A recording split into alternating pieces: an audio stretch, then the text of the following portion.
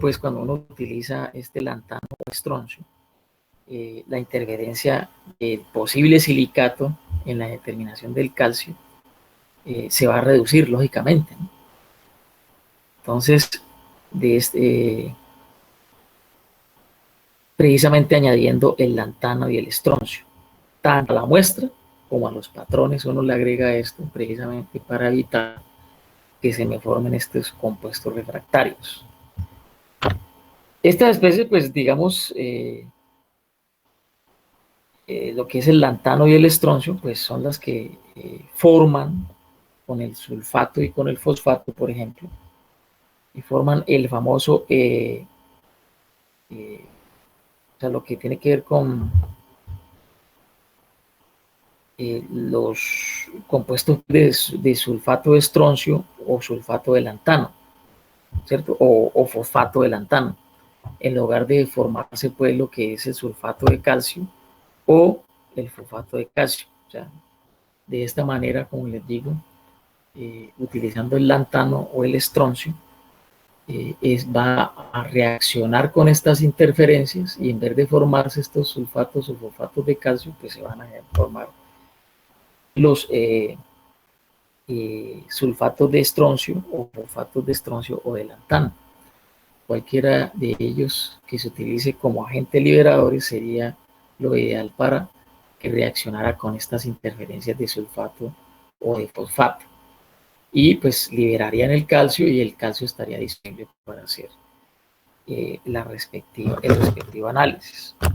También se utilizan, aparte de lo que acabamos de mencionar, bien sea de aumentar la temperatura o de utilizar agentes liberadores, también se utilizan agentes complejantes protectores, los cuales pues prácticamente evitan también la combinación del elemento de interés con la especie interferente. El que más se conoce como complejante protector, pues es el famoso ECTA, o sea, el ácido etilendiamino tetracético, que tiene varias ventajas. Forma quelatos estables con los cationes que usted va a analizar y se descompone fácilmente al aire. Entonces, ese es uno de las alternativas para evitar estas interferencias químicas como tal. También hay otra manera, o sea, digamos que hay cuatro maneras, ya hemos mencionado tres: la temperatura para evitar las interferencias químicas, los agentes liberadores y los complejantes protectores. Hay una cuarta que también es muy conocida y es precisamente lo que tiene que ver con los equilibrios de disociación. Y esta sucede prácticamente cuando la muestra, ¿cierto? Cuando la especie de interés, por así decirlo, pierde algún electrón, ¿cierto? Como lo que está sucediendo acá. Entonces forman los iones correspondientes y se origina la llamada interferencia de ionización. Entonces, por ejemplo, se produce normalmente en los elementos que son fácilmente ionizables. Ya habíamos hablado de que los más fácilmente ionizables son los alcalinos y alcalinotérreos, que se ionizan fácilmente, o sea, pierden algún electrón, ¿cierto? El elemento como tal. Entonces, esta interferencia, pues básicamente uno la evita con lo que se llama la adición de un supresor de ionización, el cual pues digamos es un elemento que me va a proporcionar una concentración, digamos, de electrones relativamente alta, con lo que pues va a inhibir la ionización del elemento de interés. Entonces, cuando la muestra me pierde un electrón, generalmente pues me va a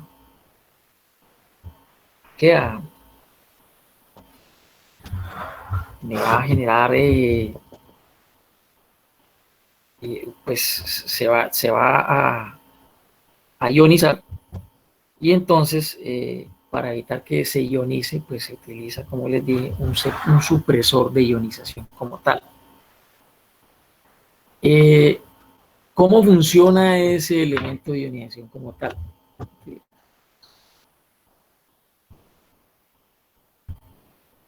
Me pasé fue de diapositiva. Me pasé fue de diapositiva. Bueno, mostremos este. Esa es otra interferencia aquí. Ahorita mostramos la otra. ¿Cómo funciona digamos, este elemento, este supresor de ionización? Pues muy sencillo. Como les muestro acá en esta parte, o sea, esta es lo que estamos mencionando, que el elemento en cuestión que vamos a analizar pierde electrones. Entonces, eso me causa una interferencia química, porque usted necesita precisamente es tener el elemento en su estado neutro y que esté en estado de vapor para poder hacer el análisis por absorción atómica. Cuando él se ioniza, como está sucediendo acá, pues uno lo que necesita es tener ese supresor de ionización que me va a generar electrones y pues de esa manera desplace el equilibrio hacia la izquierda. Entonces, ¿quién me puede hacer eso? Generalmente se utiliza cesio. El cesio, aquí digamos que esta especie B que están viendo acá, es el cesio, ¿cierto? Ese cesio lo que hace es ionizarse más fácilmente que el elemento que yo voy a analizar, por ejemplo, que sea el potasio, ¿cierto? El potasio es el elemento que vas a analizar por absorción atómica, y entonces él como es un elemento alcalino, ¿cierto? Él es fácilmente ionizable, entonces va a perder un electrón, pero para poderlo yo cuantificar ese potasio, pues la idea es que no se me ionice, entonces utilizo precisamente ese supresor de ionización, que es el cesio, que es mucho más fácil de ionizar que el propio potasio, ¿cierto? Y entonces ese cesio va a suprimir la ionización, porque el cesio, al ionizarse más fácil que el potasio, va a generar una gran cantidad de electrones, y estos electrones van a reaccionar con el ion, que en este caso es el ion potasio, que necesitamos que pase a su estado fundamental, ¿cierto? Que pase a que tenga, como se convierta en un estado neutro, y de esa manera se puede analizar. Por eso el cesio se dice que es un supresor de ionización. Generalmente, pues, la supresión de ionización es deseable pues cuando se utilizan llamas de baja temperatura, que es las que se utilizan básicamente para analizar estos tipos de elementos alcalinos y alcalino-térreos.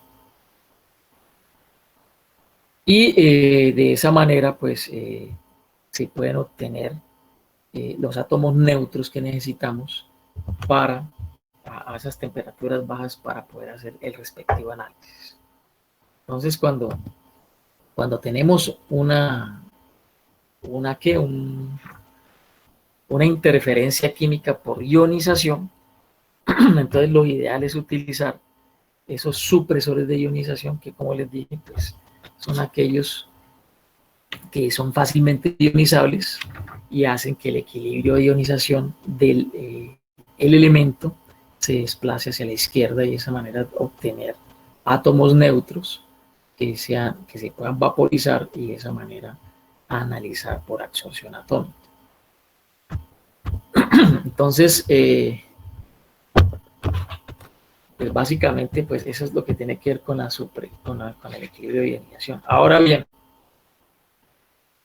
En los equilibrios de disociación también se generan interferencias químicas. Estas interferencias químicas, precisamente por equilibrio de disociación, es precisamente por la formación de óxidos o de hidróxidos, como lo pueden ver acá. O sea, cuando tenemos la muestra, se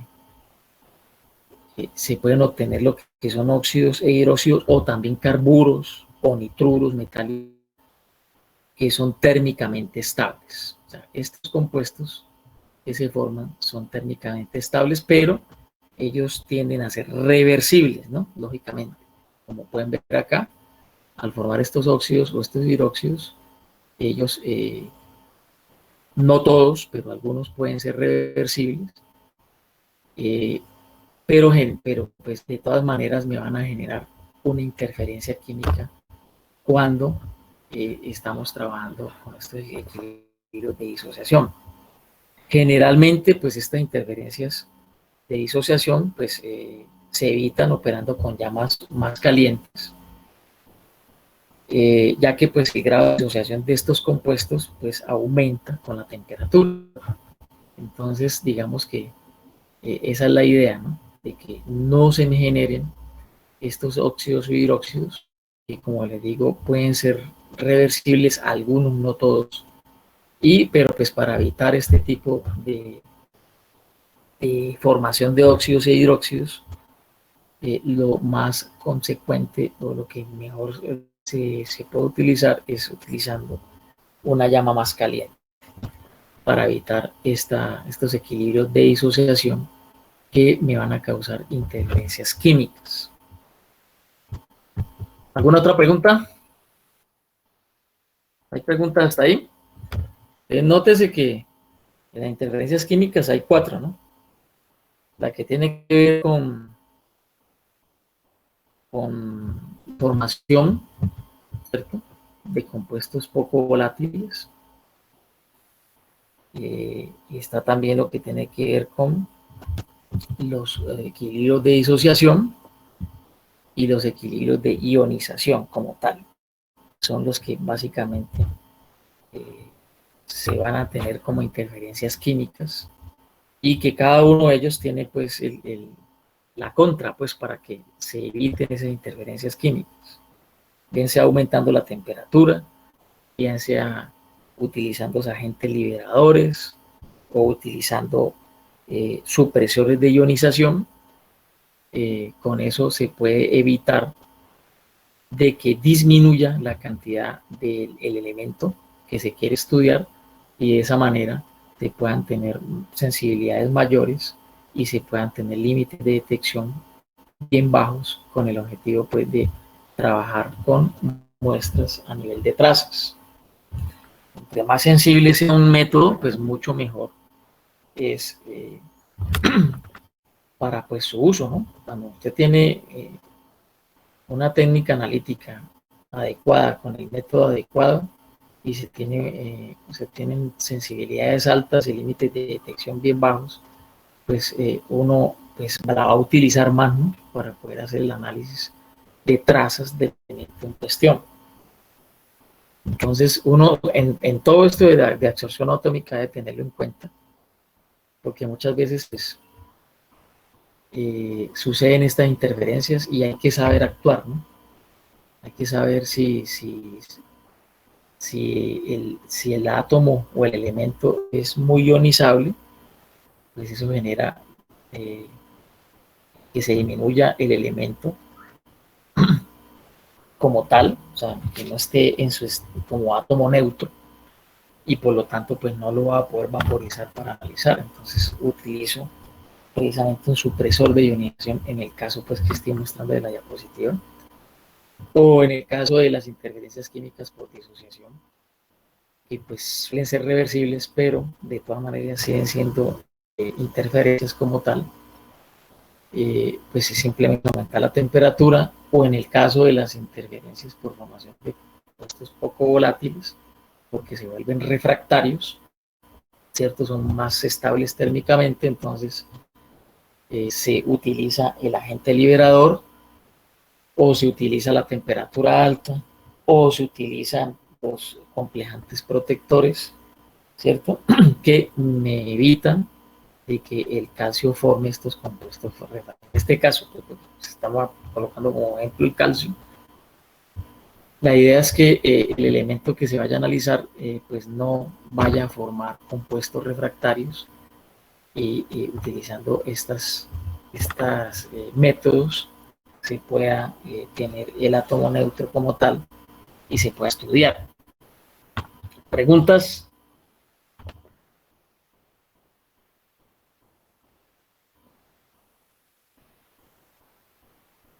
No, pero no. Bueno, hoy es que vamos a hacer el taller.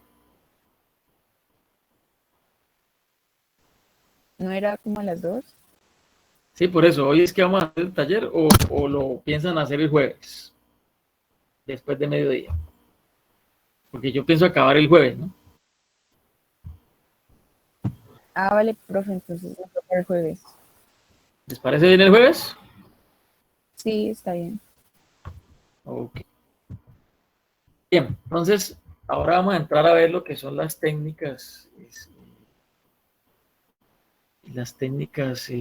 especiales de absorción atómica, porque no tan solo existe la absorción atómica por llama o utilizando horno de grafito, sino también estas técnicas que vamos a ver ahora, que tienen que ver precisamente con, pues se les dice así, ¿no? Técnicas especiales, por ejemplo, la de la espectrometría de absorción atómica de vapor frío, por sus siglas en inglés es CBAAS, ¿cierto? Sebas, le digo yo muchas veces, que son, es porque, por ejemplo, aquí, por este tipo de técnica de espectroscopía de absorción atómica por vapor frío, se analiza solamente mercurio se puede analizar. Y de hecho, pues es uno de los métodos más útiles, ¿no? Para la determinación de mercurio.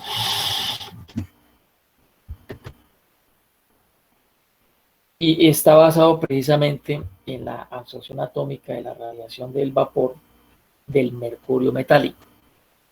Eso se hace generalmente a una longitud de onda de 203.7 nanómetros. Eh, Hay también otra longitud de onda que se puede utilizar si llega a haber alguna interferencia pues, en la matriz.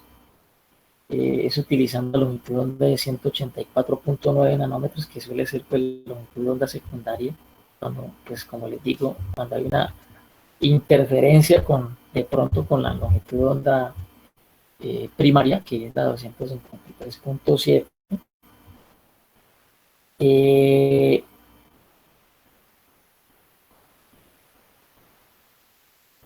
esta longitud de onda de 184.9 nanómetros, que también, como les digo, se puede utilizar, es mucho más sensible que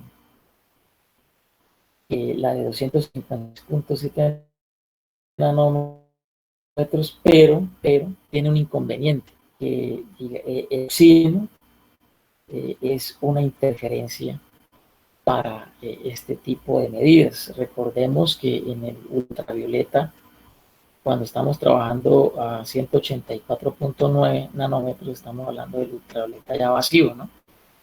Y el oxígeno ahí pues interfiere.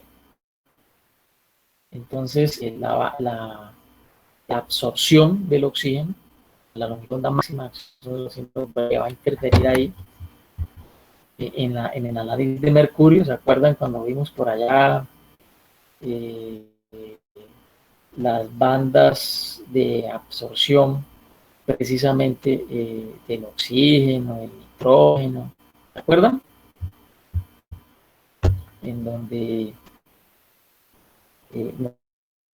hablábamos de que ahí pues se tendría que aplicar vacío para evitar este tipo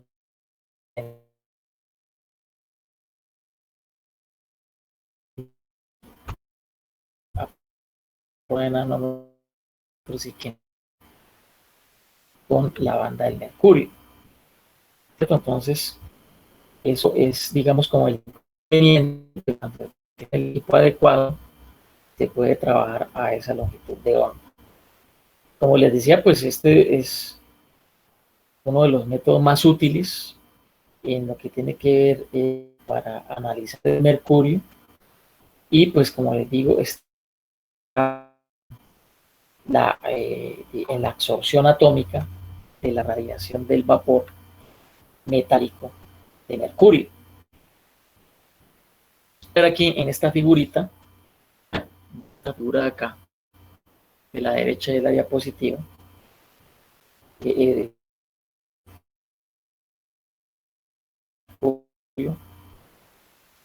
por la técnica de vapor frío. Se le dice vapor frío, no va a necesitar llama, no va a necesitar horno de grafito, ni nada por el estilo para poder obtener el vapor del elemento en su estado neutro. Solamente pues se va a utilizar pues digamos la característica del mercurio, ¿no? De generar vapor frío, vapor de mercurio, perdón, cuando se disuelve en un ácido. Entonces vamos a ver ahorita cómo funciona esta técnica, pero pues este es el dispositivo que generalmente se utiliza. A ver, el método que prácticamente está dado en la solubilidad soluble en mezcla de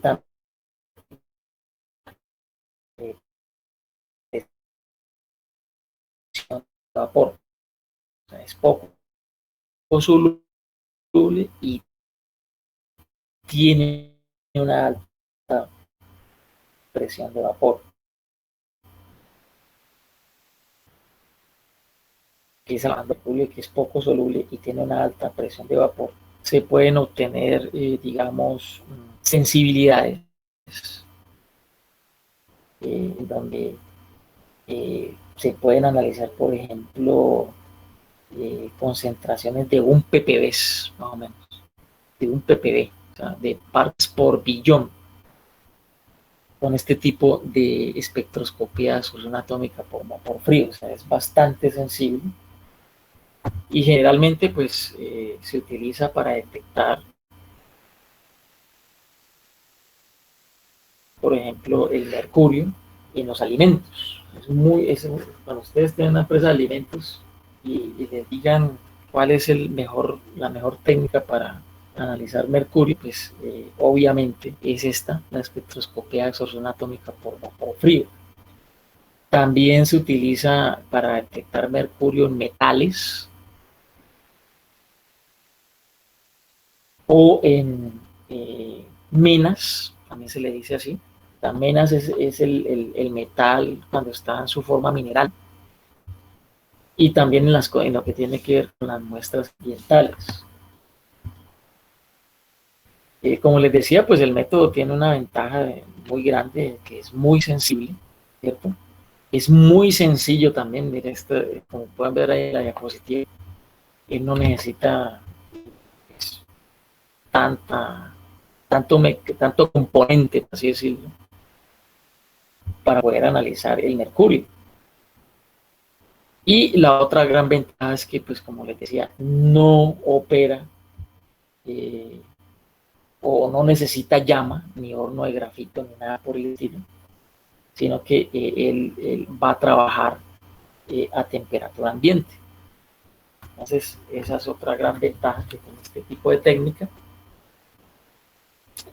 Las interferencias que pueda tener esta técnica como tal, prácticamente son debidas a la presencia de rodio, rutenio, de plata, de paladio, y también a un estado de oxidación del mercurio que sea diferente al 2+, ¿cierto? Para que sea reducido por el estaño. Eso también puede ser una causante de interferencia cuando se está trabajando con esta técnica. Como pueden ver ahí en la figura de la derecha, la muestra pues, a analizar se va a digerir, hacer una digestión con una mezcla de ácido nítrico, esto se pasó, de ácido nítrico y ácido sulfúrico. Uno coloca, muestra ahí la que tiene mercurio, la coloca ahí, hace una digestión con este tipo de mezcla de ácido nítrico y sulfúrico.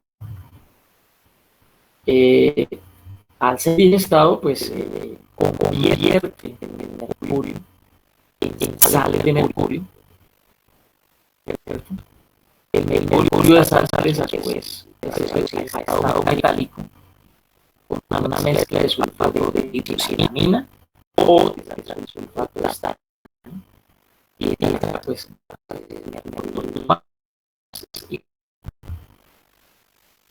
mercurio estado neutro, ¿cierto?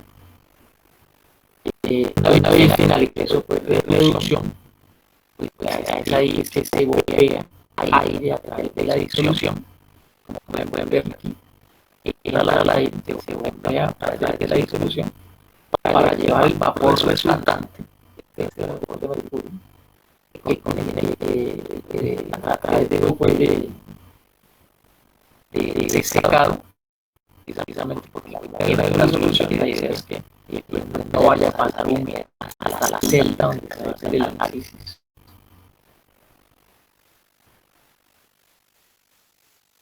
Y posteriormente, pues cuando pasa ese vapor por este uso secado, llegue a la celdita de observación o de análisis, como se dice. Ese vapor de agua es atrapado en este secador, pues es el que va a evitar de que vaya a llegar pues el mercurio con humedad a la celda, ¿cierto? Y poder de esa manera analizar sin ninguna interferencia, en este caso de la humedad, que puede empañar la celda, ¿no? Esta celdita, la idea es que esté limpia y seca y que pues lógicamente este estudio secador absorba la humedad y solamente deje pasar vapor de mercurio. Entonces es ahí que es irradiada la pared de todo el hueco a la longitud de onda característica del metal, exactamente del mercurio. Pasa por la celda, va a absorber lógicamente la radiación. Pasa por el monocromador, como pues el sistema normal de atómica, como también que usamos en llama, pero en este caso es llama lógicamente, pero pues básicamente la misma estructura. Viene el monocromador y posteriormente viene el detector, ¿no? El monocromador del espectrómetro se ajusta precisamente a esa longitud de onda. Trabaja que de 250 nanómetros. Y la absorbancia obtenida pues, es directamente proporcional a la concentración de mercurio de celda. La cual a su vez, pues, como ya bien saben, es proporcional a la concentración de mercurio en la muestra original. Generalmente la cuantificación se realiza comparando, digamos, los resultados con muestras patrón. O sea, cuando usted tiene que hacer una curva de calibración, lógicamente, y esa curva de calibración va a tener un rango de concentraciones en las cuales pues, uno va a querer de que sea lineal la curva, ¿cierto? Y cuando tenemos esa linealidad, pues ya analizamos la muestra y la idea es que la señal de la muestra en el centroide de la curva de calibración. Y de esa manera, pues se puede tener mayor precisión en la medida que se quiera obtener del mercurio. Entonces, como ven, es muy sencillo. Se hace una digestión con amonio y sulfúrico. Se generan sales de mercurio. Estas sales de mercurio se reducen, bien sea utilizando hidroxilamina o sulfato de estaño. se genera entonces el vapor de mercurio, porque ya hay presiones de vapor muy, muy reducidas, digo, perdón, muy altas, y que aparte de eso es poco soluble, ¿cierto? El mercurio, y entonces se hace pasar, uy, ¿esto qué pasó aquí? Se hace pasar una corriente de aire para la disolución para llevar el vapor hacia la celda. En ese camino se va a encontrar con un tubo secador que va a absorber la humedad que pues viene de acá de una solución acuosa, y la idea es que ese vapor de mercurio llegue solito a la celda de estudio, donde va a irradiar el mercurio elemental en estado neutro y en estado de vapor va a absorber radiación a determinada longitud de onda, la cual va a pasar por un sistema monocromador por un filtro que va a registrar, se va a utilizar para registrar la señal analítica del mercurio. Y para cuantificarlo, pues ya habíamos hablado de que pues, primero se utiliza una curva de calibración en donde se utilizan patrones de mercurio y posteriormente se utiliza la muestra para interpolar la curva de calibración y de esa manera obtener la concentración del analito en la muestra. Lógicamente que si se hicieron, si se hacen soluciones antes de llevarlo al análisis, pues hay que tener en cuenta esas soluciones que hizo para hacer el análisis geométrico y obtener de esa manera la parte de la concentración de la calibración, la parte de concentración de la calibración y teniendo aplicando las dimensiones correspondientes a obtener la sensación real del analito en la muestra. Entonces, es muy fácil de utilizar este tipo de análisis tal especialidad de resolución atómica por vapor. Recuerden que solamente se utiliza para analizar solamente mercurio. Bien, pregunta hasta ahí.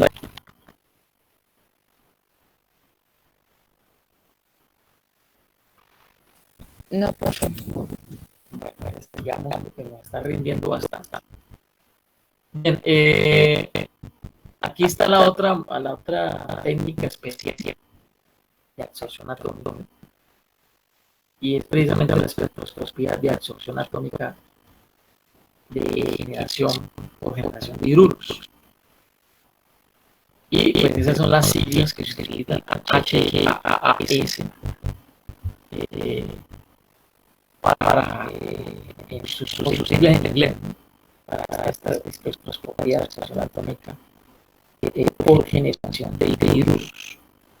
Bien, esta técnica se utiliza para determinar varios elementos.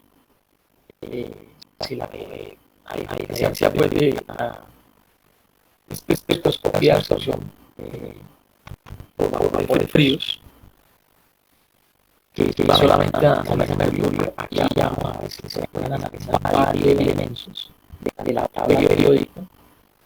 Generalmente son de los grupos 4, 5 y 6. Que estos elementos que ustedes pueden ver ahí, como el arsenio, el boto, el germanio, el plomo, el antimonio, el selenio, el estaño, el yoduro, ¿cierto? Ellos son esos elementos de la tabla periódica que están distribuidos en los grupos 4, 5 y 6, ¿cierto? Y estos tienen, pues, como puede ver ahí en la tablita, pues tienen puntos de ebullición muy altos, ¿no? Por el arsenio de 613, del bismuto del 1564, ¿cierto? El de germanio del 2833, el plomo de 1749, el del antimonio de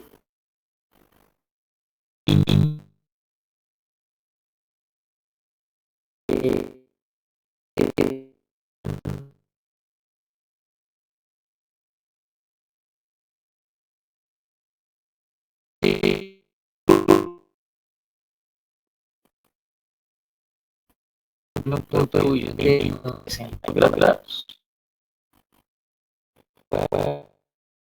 Estos helios estado neutro tienen un punto de ebullición de 613 grados, en el caso pues del arsénico.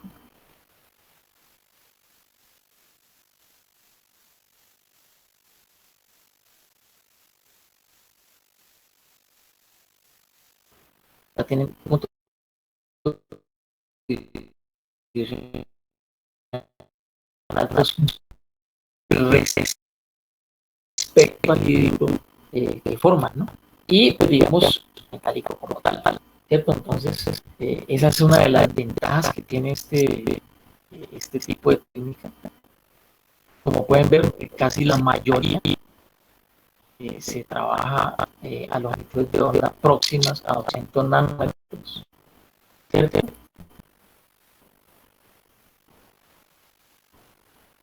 Y pues el análisis viene muy sencillo. Cuando se quiere determinar uno de estos los atómicos, pues se introducen en el atomizador, como lo vamos a ver más adelante. Son Kiki de las transformas de luz. ¿Preguntas ahí?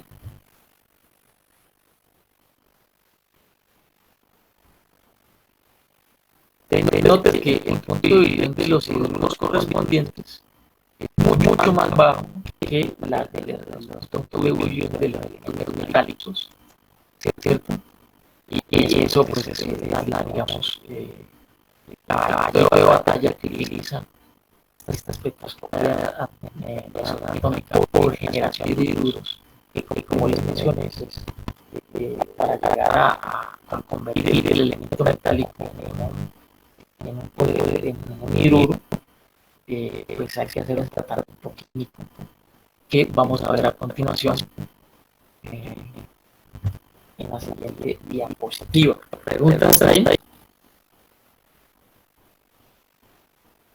¿Hay preguntas? Pues a ver, que solamente estos elementos que están viendo ahí en la diapositiva son los que se pueden analizar por este tipo de técnica. A diferencia de la espectroscopia de explosión atómica de fríos, que solamente se puede analizar con mercurio. Solamente se puede analizar mercurio. Aquí se puede analizar 8 elementos, que son elementos los 4, 5 y 6 de la tabla periódica. Y como les mencionaba, pues, estos puntos de los elementos metálicos se tienen elevada, mientras que el hidruro correspondiente de cada metal tiene un punto de ebullición mucho más bajo, y es esa característica la que se utiliza para analizarlo. Los bajos que tiene cada hidruro del elemento en cuestión. ¿Estamos, compañeros? ¿Sí están llevando una trazabilidad de lo que estoy diciendo? Sí, señor.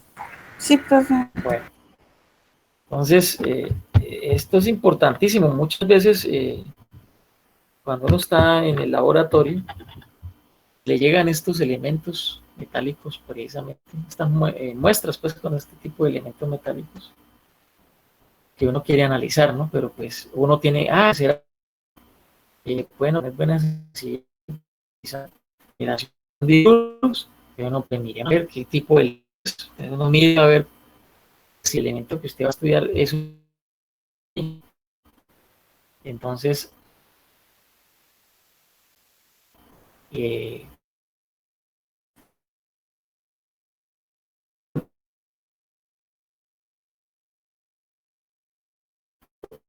se estudie utilizando esta técnica. Y así por el estilo para los demás elementos. Recuerden que se llaman técnicas especiales porque se utilizan esas características de elementos. Cuando en cuestión se genera un hidruro de ese elemento.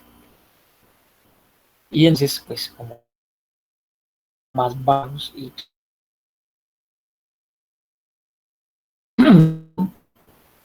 las que son las diferentes etapas que se utilizan precisamente para generar ese hidruro metálico. Bien, los hidruros metálicos, como la diapositiva, los hidruros metálicos volátiles, ¿no? Como pueden ver, los puntos de ebullición son bajos, se generan mezclando una disolución boruro. Esa es una manera de hacerlo, como lo pueden ver aquí. Se pueden generar con boruro de sodio, ¿cierto? Que se estabiliza pues con hidróxido de sodio, con una disolución ácida del metal, básica. Los iones metálicos pues van a reaccionar para formar hidruros. Este ion metálico, cuando se genera este hidrógeno radical, reacciona con el ion metálico, ¿cierto? Y genera el hidruro metálico, que como les dije es un hidruro metálico que es volátil, ¿cierto? Entonces lo que genera también un gran exceso de hidrógeno, ¿no?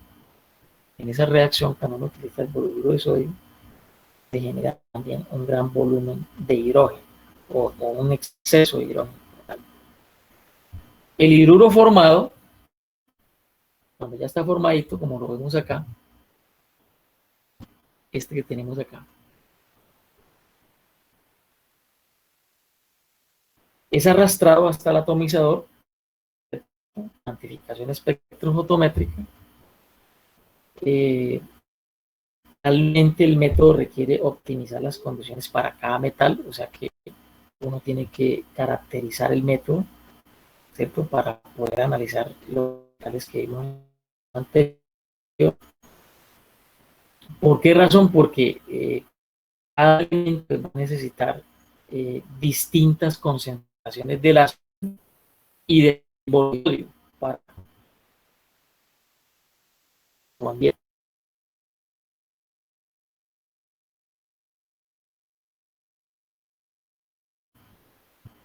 Este borhidruro de sodio, que es una manera precisamente de obtener estos hidruros metálicos volátiles, se puede aplicar, por ejemplo, para el arsénico, ¿cierto?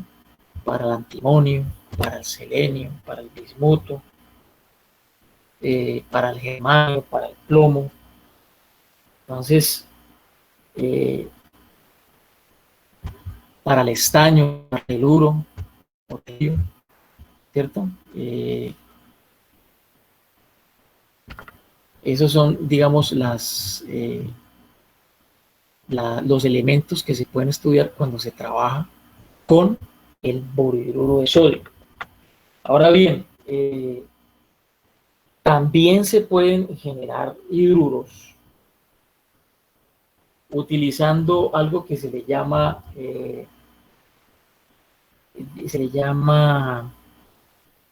una generación de hidruros en solución acuosa. Esa reacción de generación de hidruros en solución acuosa, más o menos por allá en el año, esto fue hace como prácticamente, ya van a cumplir 200 años, más o menos como en el año 1832, un químico inglés de apellido March fue el que desarrolló precisamente esa reacción de generación de hidruros en solución acuosa, y es utilizando precisamente lo que se llama zinc, un sistema de zinc ácido sulfúrico o ácido clorhídrico. De hecho, se utiliza un ácido fuerte, como pueden ver aquí, el zinc en su estado metálico reacciona o bien sea con ácido sulfúrico o con ácido clorhídrico, produce, como pueden ver, cloruro de zinc que, en solución y hidrógeno o dos radicales de hidrógeno. Estos radicales de hidrógeno, al igual que la reacción que vemos acá, el cloruro de sodio, genera el correspondiente hidruro metálico volátil, ¿cierto? Más hidrógeno. Eh, el principal, digamos, inconveniente de esta reacción, metal ácido, como le dicen, metal ácido de March, precisamente pues lleva el apellido del químico inglés que les decía. El principal inconveniente que tiene este tipo de reacción es que solo puede, digamos, solo para no para todos los que utilizan, no para todos los elementos que se pueden analizar con el boruro de sodio, ¿no? Solamente puede utilizar, por ejemplo, para el arsénico, para el antimonio, el selenio, y aquí me faltó colocar para el bismuto. También se puede utilizar para el bismuto cuando se quiere analizar, utilizando precisamente esta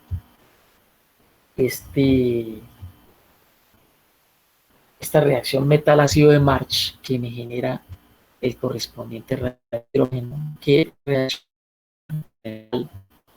a analizar y forma precisamente forma el hidruro metálico volátil, que es el que se va a utilizar precisamente para el análisis correspondiente. ¿Preguntas hasta ahí? Nótese que se utilizan dos reacciones para generar el metal, el hidruro metálico volátil, o bien sea por borhidruro de sodio, o bien sea utilizando la reacción metal ácido, o sea, zinc sólido más ácido, que genera también radicales de hidrógeno, que a su vez reaccionan con el ion metálico que quiero analizar, y fue precisamente el hidruro metálico volátil. En ambas reacciones se genera hidrógeno, como pueden ver, pero tienen es más restringida la generación de hidruros cuando se utiliza la de zinc más ácido que la que se utiliza con borhidruro de sodio. Por eso es que es más conocida el método de generación de hidruros por borhidruro de sodio que el mismo el de zinc, ¿no? El de zinc, como les digo, es una técnica muy viejita, ya ha cumplido 200 años. El borhidruro de sodio, pues no es que sea tan reciente, pero es la que más se utiliza, por lo que, como les digo, es aplicable a más elementos que puedan generar hidruros. ¿Listo? ¿Alguna pregunta?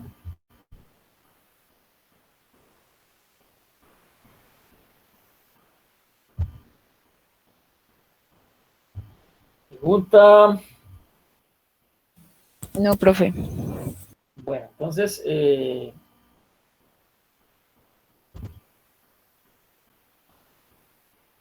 les decía, el método más efectivo para la generación de pues, implica pues el uso pues de la solución de borhidruro de sodio y una solución del analito en medio ácido.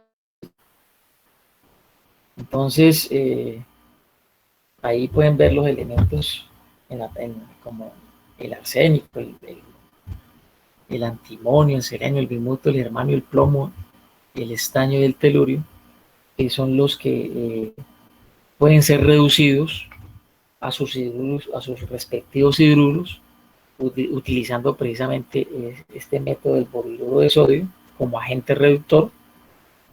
De hecho, el sistema de reducción de borhidruro ácido, esto se me va, segundito que me va a descargar esto.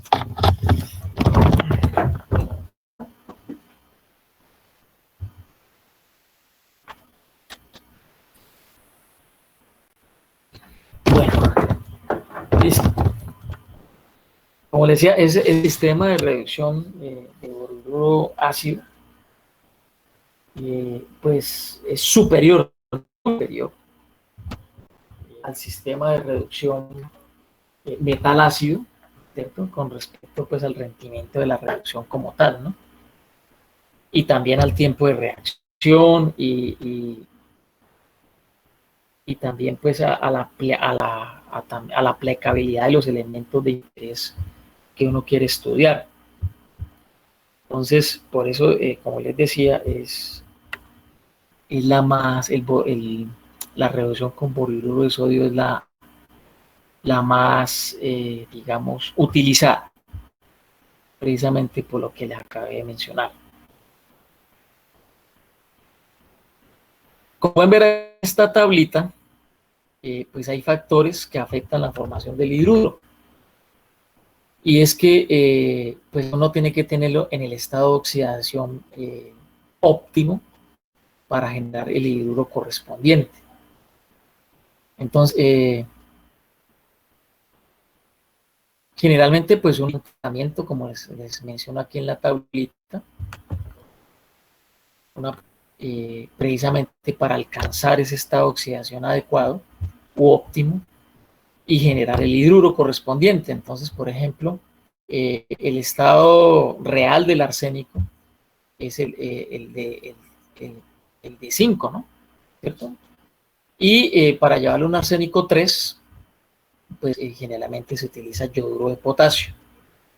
Por ejemplo, para el antimonio, el estado real que tiene es 3, digo 5, pero el que uno quiere que preferentemente esté para que se genere el hidruro, pues también se debe aplicar ese tratamiento en donde también se le aplica yoduro de potasio, precisamente para reducirlo, pasarlo del estado 5 al estado 3, ¿cierto? De número de oxidación, lógicamente. Y así sucesivamente.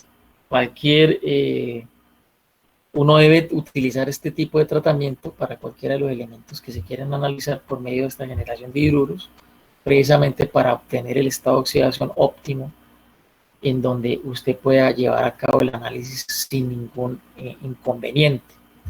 Pero hay que llevarlo a esta oxidación óptimo, cual se puede hacer el análisis correspondiente. Aquí están las diferentes etapas, ¿cierto? En donde uno hace el análisis. Está la generación del hidruro, que ya lo mencionamos cómo se hace, por los dos métodos, por la reducción con borhidruro de sodio ácido o con la reducción metal ácido, que es utilizando zinc, ácido clorhídrico o ácido sulfúrico, el cual me va a generar el hidruro metálico volátil correspondiente.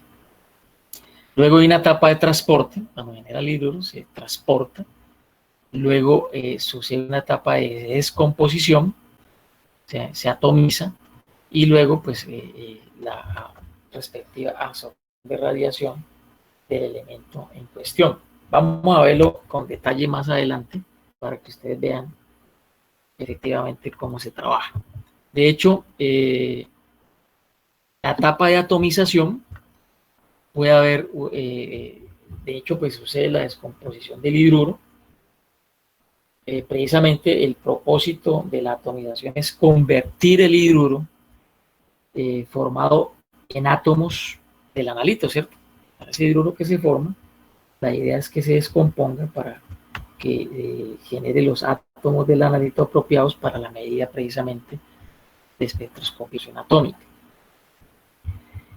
La atomización ocurre, digamos, por las colisiones del hidruro volátil con radicales libres de hidrógeno, como lo estamos viendo acá. Este es el mecanismo.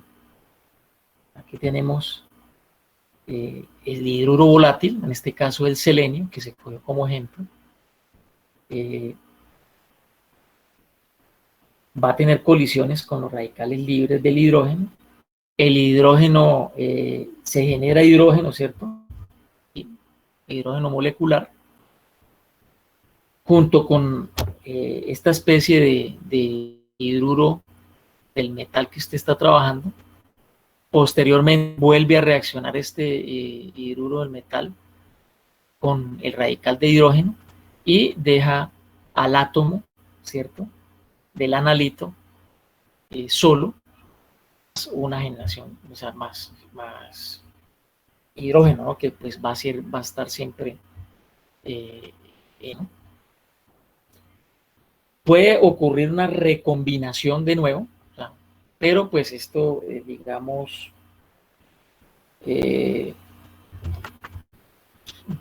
generalmente estas reacciones de recombinación son exotérmicas y por lo tanto pues, la constante de formación de dichas especies pues, es muy baja, ¿no?, porque tiene precisamente, son soluciones fuertemente exotérmicas. Entonces, pues, puede ocurrir esa recombinación, pero pues anteriormente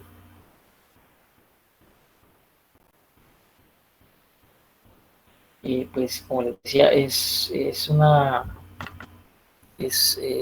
va a dar en muy baja proporción, precisamente por la reacción, por lo que es una reacción exotérmica. Y la constante de formación para estas especies pues es como les dije, muy baja. Bien, aquí tenemos, generalmente esto se hace precisamente, este tipo de reacciones de generación de hidruros se hace en este tipo de celda. Mírelo, aquí está. Este es precisamente aquí es donde se para el hidruro, o sea, se convierte, pasa al estado metálico fundamental, en estado de vapor, el elemento que usted va a estudiar. Viene en forma de T, es de cuarzo, son tubos de cuarzo en forma de T, este que están viendo acá, que se coloca sobre la llama, ¿no? Aquí está, esta misma T es la que ustedes están viendo acá, se colocan sobre la llama, en donde pues sucede la atomización, ¿cierto? Sucede la famosa atomización, y pues ahí pues lógicamente hay una lámpara de cátodo hueco que, como ya sabemos, irradia la longitud de onda característica del elemento que usted está estudiando, absorbe radiación, el átomo en estado neutro y en estado de vapor, esa longitud de onda pues es aislada por un monocromado, llega al detector, y el detector pues es el que va a determinar qué tanta radiación absorbió el elemento que se está analizando. Entonces, esto es lo que sucede básicamente en este tipo de reacciones donde se genera un hidruro y que posteriormente, cuando está en la etapa de atomización, libera el elemento para generar más hidrógeno, como pueden ver aquí, libera el elemento para generar más hidrógeno como tal. Ahora bien, nótese en este equilibrio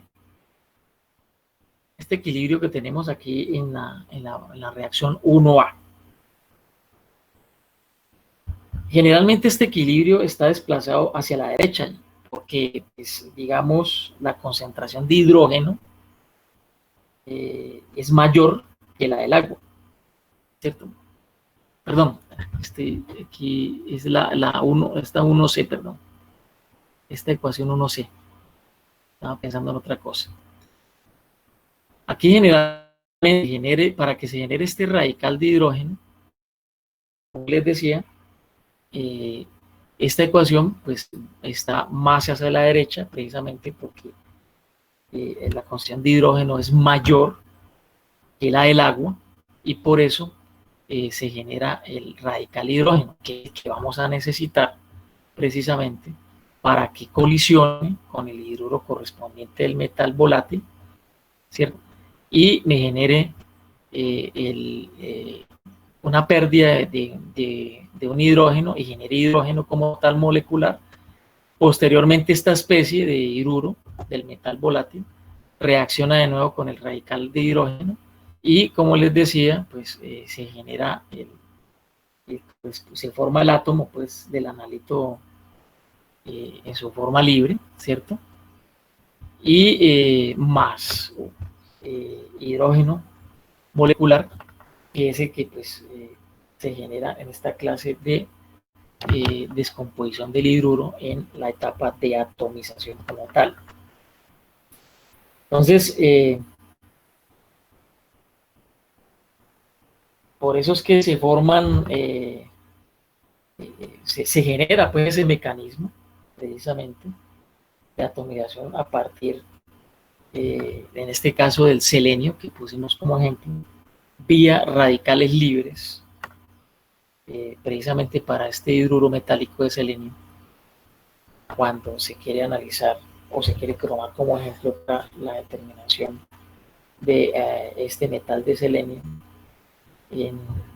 por generación de hidruros.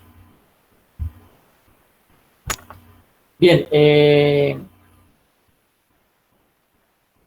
aquí en este tipo de, de reacciones de generación de hidruro,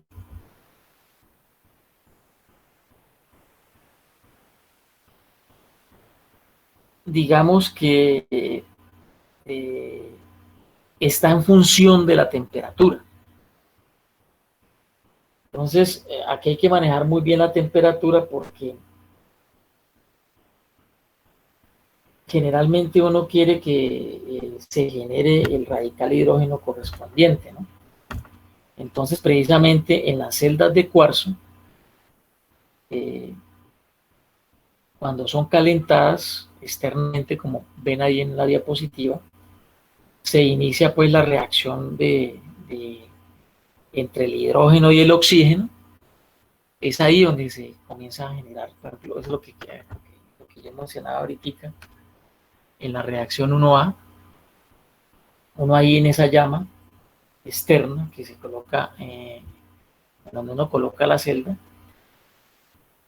precisamente se inicia precisamente la reacción entre el hidrógeno y el oxígeno para producir los radicales hidrógenos necesarios en la atomización de los hidruros. Entonces, aquí en esta etapa de atomización es donde, por medio del calentamiento de la celda, es que se generan esas reacciones entre el hidrógeno y el oxígeno para generar el radical hidrógeno correspondiente, que es el que se va a utilizar para la atomización de los hidruros, como lo vemos acá en este mecanismo, y que también mencionamos de que puede haber una posible recombinación, pero es tan baja precisamente porque son reacciones muy exotérmicas como tal. Bien, ¿qué más podemos decir de esto?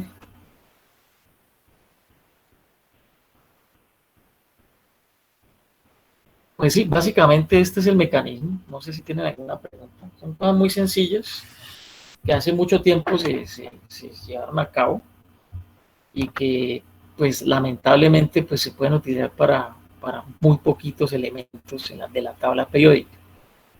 Pero pues evidentemente son técnicas especiales que se utilizan precisamente para esos elementos que mencionamos anteriormente y que tienen una muy buena sensibilidad con respecto, por ejemplo, a la espectroscopia de llama, lógicamente. Ahí es donde uno ve la diferencia, ¿no? En sensibilidades.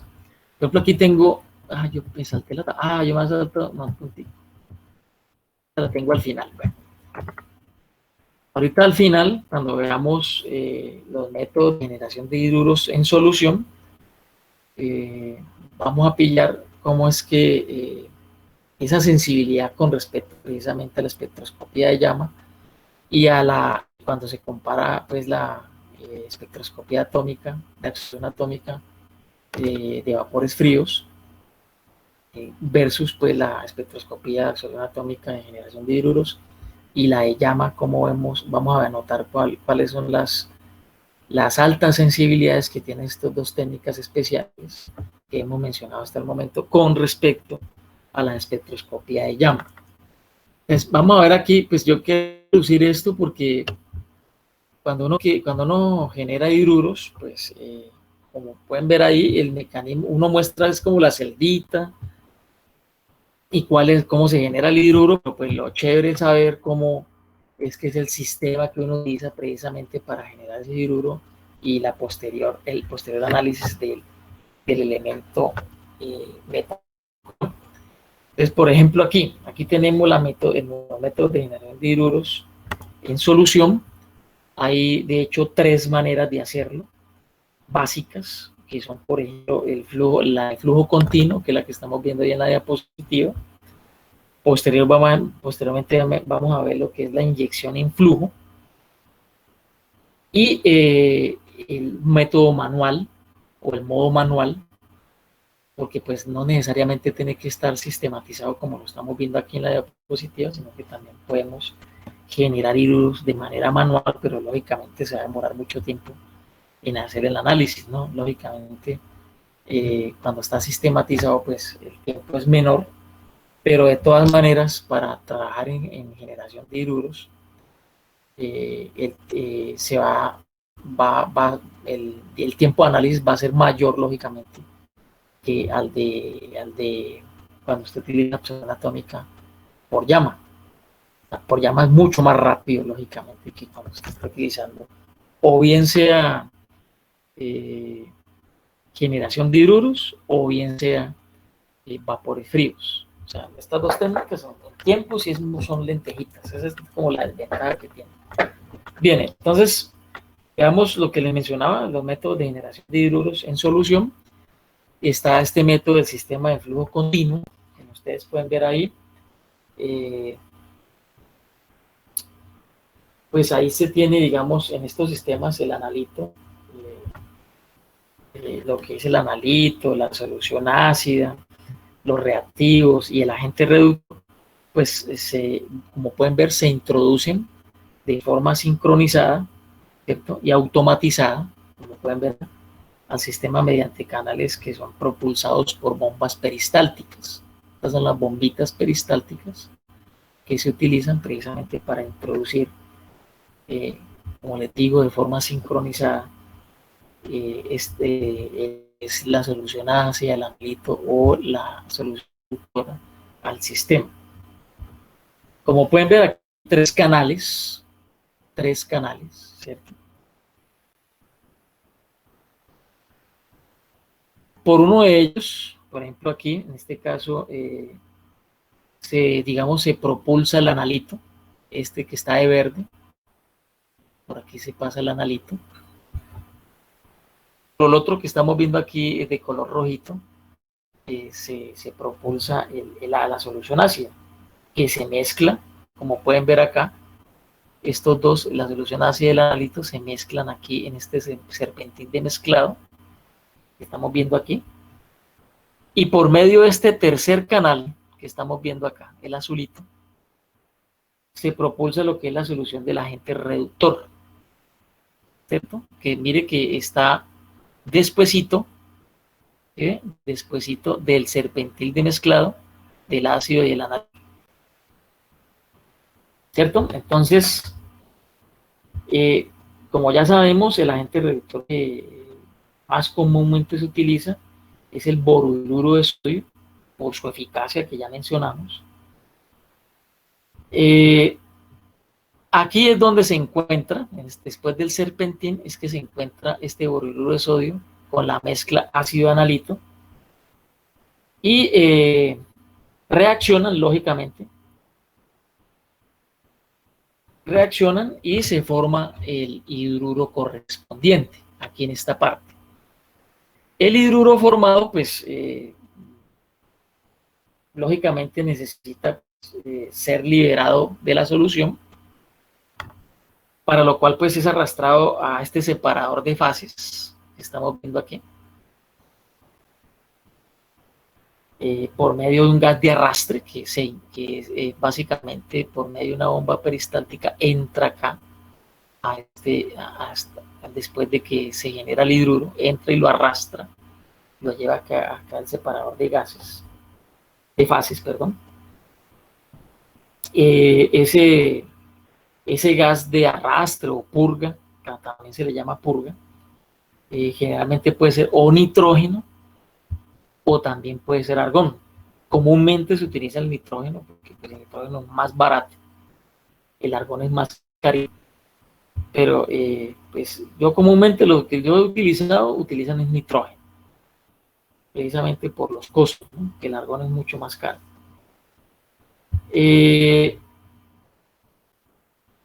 Entonces, con este gas de arrastre, lo que hace es, digamos, en este separador de fases, es, digamos, ayudar a llevar el hidruro formado hasta ese separador de fases como tal, donde se van a generar dos flujos, ¿no? El primero de ellos, pues, es un flujo gaseoso, en donde está el hidruro, el gas de purga, ¿cierto? Y el hidrógeno. O sea, ese es, digamos, el primer flujo que se origina, ¿cierto? Y el segundo flujo,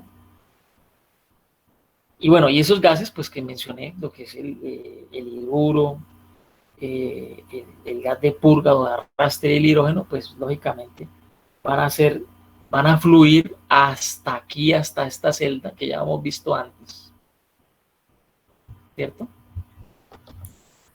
Y posterior el correspondiente análisis que ya explicamos, ¿cierto? El otro flujo que se genera es el del líquido.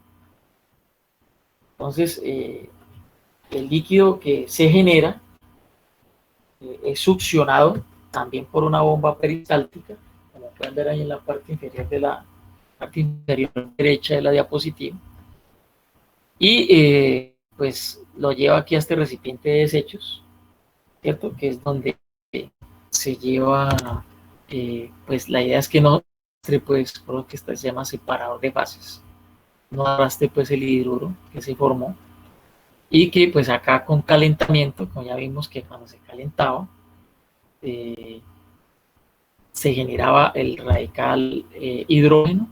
Ese radical hidrógeno reacciona por colisión con el hidruro metálico volátil, se libera el átomo metálico, ¿cierto? El elemento metálico, y se hace el correspondiente análisis, ya que pues ese elemento metálico está en estado fundamental, ¿cierto? Y en forma de vapor, en estado de vapor, y al estar en estado de vapor, al ser irradiado con una lámpara de cátodo hueco, como les decía, a la longitud de onda característica de ese metal, pues va a absorber, y de esa manera pues se tiene el correspondiente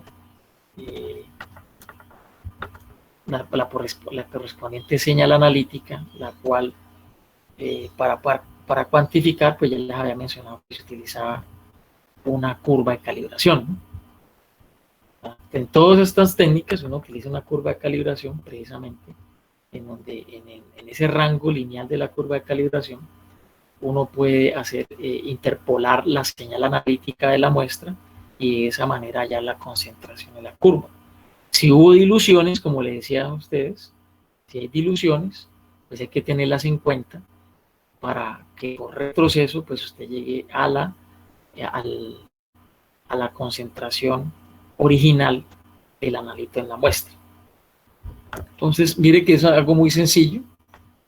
Utilizando bombas peristálticas, pues se lleva el fluido, en este caso el ácido y el analito, a este serpentín de mezclado.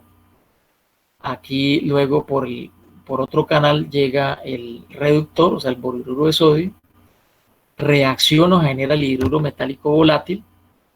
Aquí se acaba de llevar a cabo la reacción entre el ácido, el analito y el boruro de sodio. Luego, pues lógicamente se genera el hidruro volátil metálico, el hidrógeno y el gas de arrastre, que son los gases que van a llegar aquí a la celda. Y lógicamente, pues van a haber una fase líquida también, la cual pues va a ser desechada como tal y se hace el correspondiente análisis. O sea que ese es el famoso análisis por el sistema de flujo continuo. También hay una que es por el sistema de inyección en flujo, o también por sus siglas en inglés FIA, o sea, sistema de inyección en flujo, o FIA, aquí me faltó ponerla ahí, FIA, FIA. Básicamente es parecido a lo que vimos en el sistema de inyección continuo, perdón, de flujo continuo.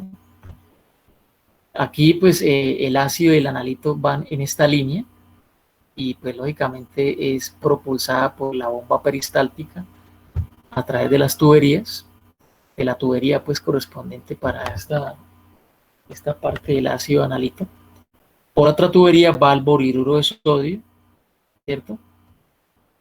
Aquí se inyecta la muestra, ¿cierto? Aquí se inyecta la muestra, reacciona con el ácido, llega a este punto donde se encuentra con el borhidruro de sodio, se genera el correspondiente hidruro metálico volátil por medio de un gas de arrastre como el nitrógeno. Se impulsa esa por los conductos esa solución de reacción, ¿cierto? Acaba de reaccionar todo el borhidruro de sodio con el analito y el ácido para generar el correspondiente hidruro volátil metálico. Aquí igual pues están los separadores de gases en donde va a estar que el hidruro metálico volátil, el gas de arrastre y el hidrógeno que se genera, ¿no?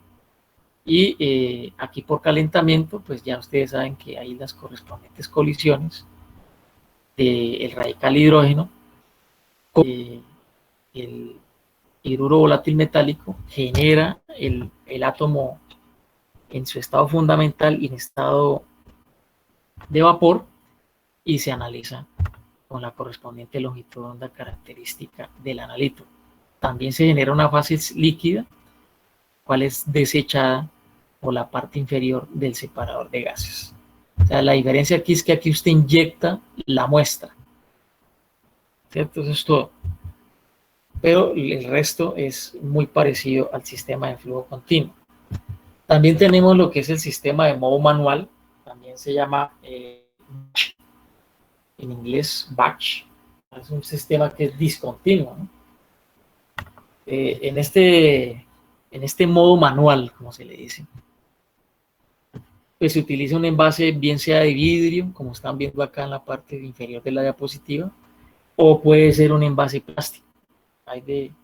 Los pueden conseguir esos envases o bien sea de vidrio o bien sea de plástico, el cual pues va a servir como reactor, ¿no? Y también va a servir como separador de fases. Ahí van a ocurrir las dos cosas, la reacción y la separación de fases como tal.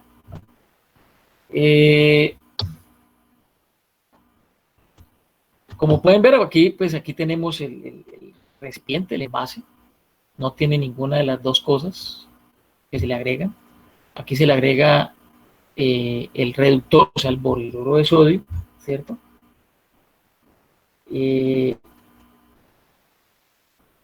Luego se le agrega la muestra, o sea, por este tubito, se le agrega la muestra, acidificada lógicamente. Se genera el hidruro correspondiente del metal que se está estudiando. Se remueve del envase con un gas de arrastre, se utiliza o bien sea argón o nitrógeno, como les decía, ¿cierto? Entonces, se arrastra, pues es removido del envase ese gas, ese hidruro que se generó ahí con el gas de arrastre, y pues va a la celda correspondiente, donde ya ustedes saben cuál es el mecanismo que sucede ahí para que el átomo en cuestión quede liberado y se pueda analizar. Entonces, esto se puede hacer lógicamente manualmente, pero como les digo, es un proceso muy tedioso se demora mucho más que los otros sistemas que hemos estudiado hasta el momento. Y tiene también sus inconvenientes, ¿no? El que le mencioné, el tiempo de análisis es muy grande. Las inyecciones tanto del analito como del ácido y también del boriduro de sodio, como se realizan en forma manual, pues las medidas no van a ser, digamos, no van a ser muy reproducibles. Ese es otro inconveniente que tiene.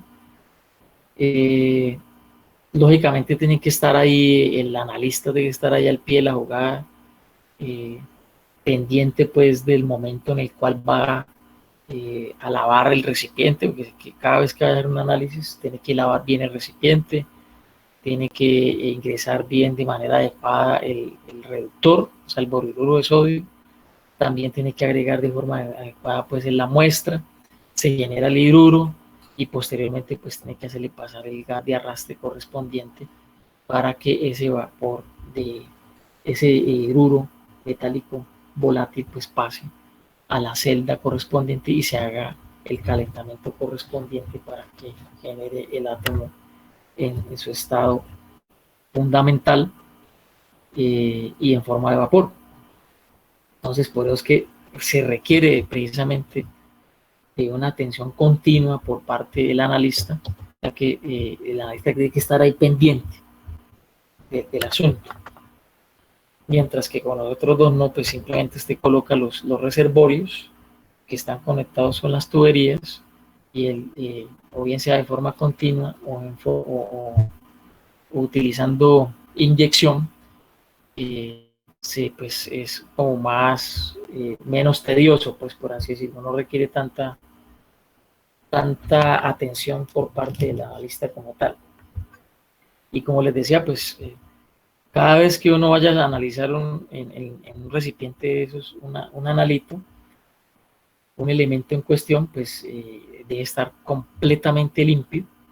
Pues ahí la limpieza es exhaustiva y por lo tanto, pues eso me va a generar más tiempo de análisis. O sea, ahí, como pueden apreciar, se puede hacer de modo manual, pero pues va a ser mucho más tedioso.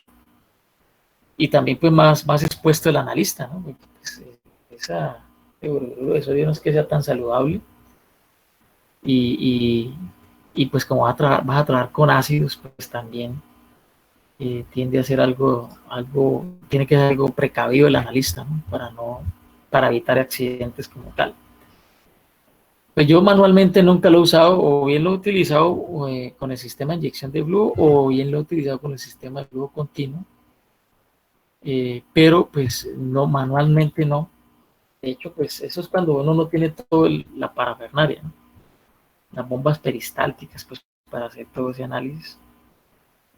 Y pues lo quiere hacer de esa forma, pero pues no es que sea tan reproducible los datos, ¿no? Ahí está pues con el riesgo pues de tener ese tipo de inconvenientes. Aquí pueden ver en la diapositiva de la parte de arriba cómo es que se trabaja con estos envases, ya bien sean plásticos o de vidrio. Ahí se puede apreciar cómo se inyecta la muestra acidulada y está pues lógicamente el agente reductor, el gas de arrastre y pues acá está la celdita, esta celda que va pues lógicamente a utilizar el monoformador y detector correspondiente para hacer el análisis por generación de hidruros. ¿Preguntas?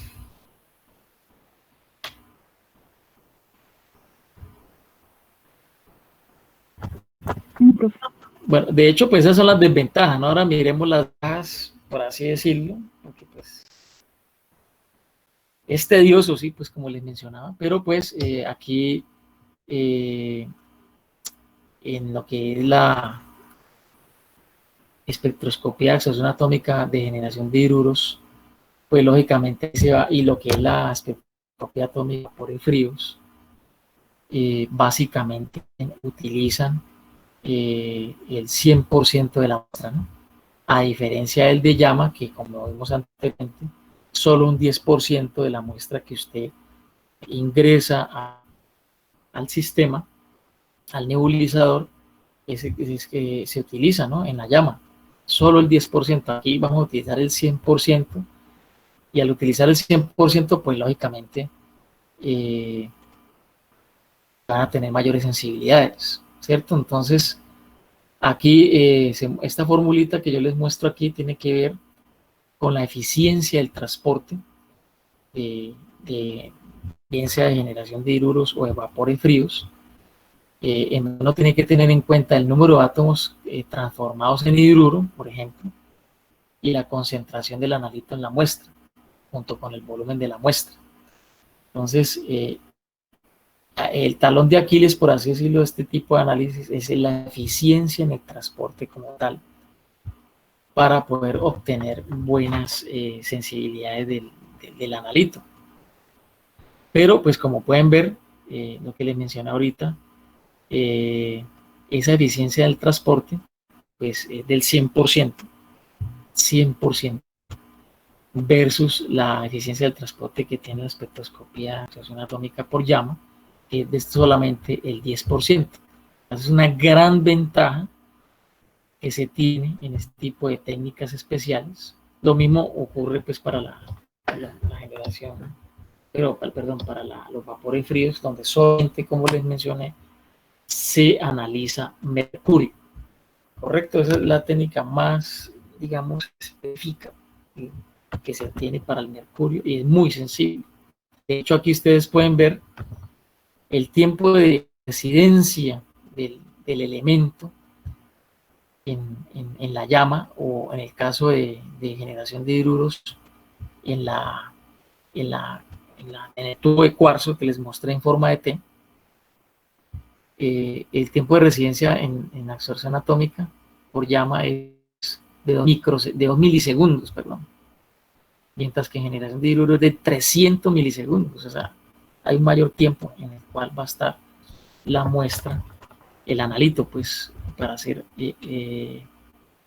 analizado. Entonces, aquí podemos ver los límites de detección tanto para llama como generación de hidruros.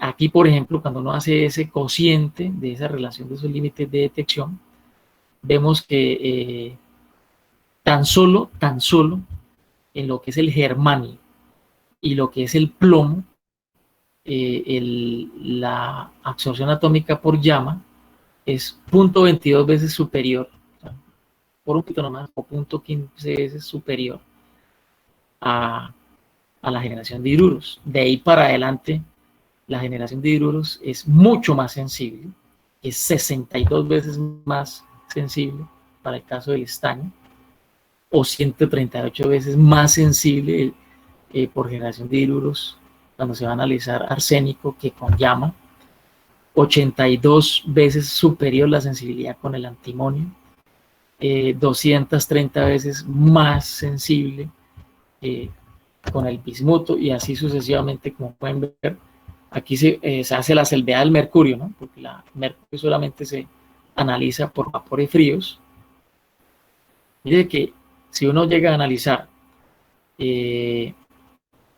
mercurio por vapores fríos, esta técnica es 300 a 3000 veces más sensible que la absorción por llama. Entonces, esta técnica es muy utilizada, vuelvo y repito, la de espectroscopía, absorción atómica por fríos, es solamente para el mercurio. Y mire la sensibilidad tan alta que tiene versus la de llama, ¿cierto? En estas dos técnicas especiales que hemos visto, la de vapores fríos y la de generación de hidruros, pues hay una separación de la matriz del analito, ¿cierto? Por lo tanto, vamos a tener menos interferencias. En la generación de hidruros, pues de pronto, porque se trabaja en fase líquida, pues de pronto puede haber una interferencia por ahí. Pero digamos, en sentido general, con estas dos técnicas especiales vamos a tener menos interferencias con respecto pues a lo que se utiliza, por ejemplo, con llama. Hay una, digamos, por eso tiene aquí la carita triste, que aparte del tiempo que ya mencionamos que se utiliza, pues es muy tedioso utilizar estas técnicas especiales, son muy lentas, pues hay un mayor consumo de reactivos, ¿no? Versus el de absorción atómica por llama. Y pues como hay reacciones químicas, pues es mucho más complejo, ¿no? Este tipo de análisis especiales. Pero pues de hecho, aún y con todo eso, pues ya vemos según esta tablita que hay una mayor sensibilidad con estas técnicas especiales en la mayoría de veces con respecto a la espectroscopía de absorción atómica por llama. Bien, no sé qué preguntas tengan, creo que ya son las 9. De hecho, pues puede llegar hasta donde me propuse. Ya faltaría una clase y vamos a ver lo que tiene que ver con ICP y cómo está acoplado a masas y terminamos el tema. De hecho, pues se lo doy completo, ¿no? Ahí ya vimos todo el tema completo que tiene que ver con calor. Bien, ¿preguntas? No. No, ¿Alguna profe. pregunta? Estos muchachos. Señor. Dios mío, bueno. Bueno, entonces quedamos de que el jueves, después de clases, pues que salió a las 12, ¿sí? Entonces vamos a almorzar y a la 1 nos retramos para hacer la clase taller de ese taller que les mandé hace como más de un mes. ¿Listo? Sí. Vale, gracias. Entonces, ¿seguro que no tienen preguntas?